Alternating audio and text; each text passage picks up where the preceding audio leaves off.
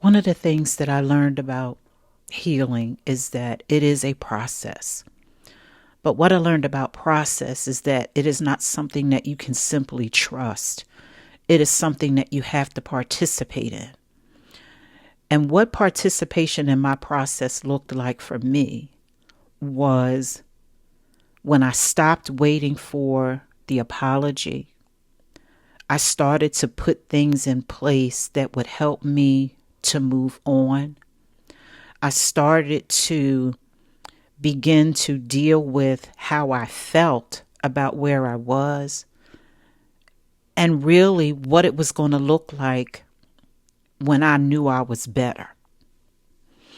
And sometimes I think that people believe that they are protecting their peace when really they have put things in place that simply help them to cope with a broken heart.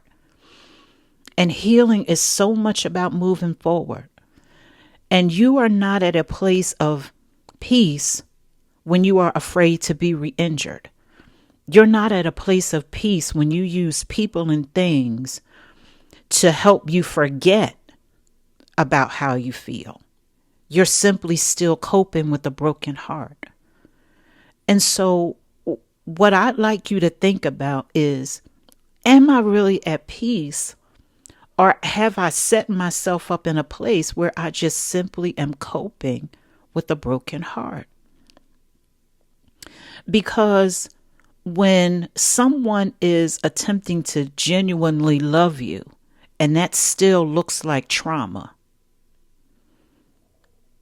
you're still coping with a broken heart. When you are in a place where you're still waiting for the apology, you're still waiting for them to explain why they did what they did, you're still coping with a broken heart. You're not at peace when you simply say you're at peace.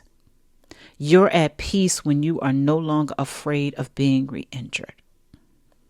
And so what I'd like you to do is to begin to participate in your process so that when you do say that I am at peace, you are telling the truth and not a lie.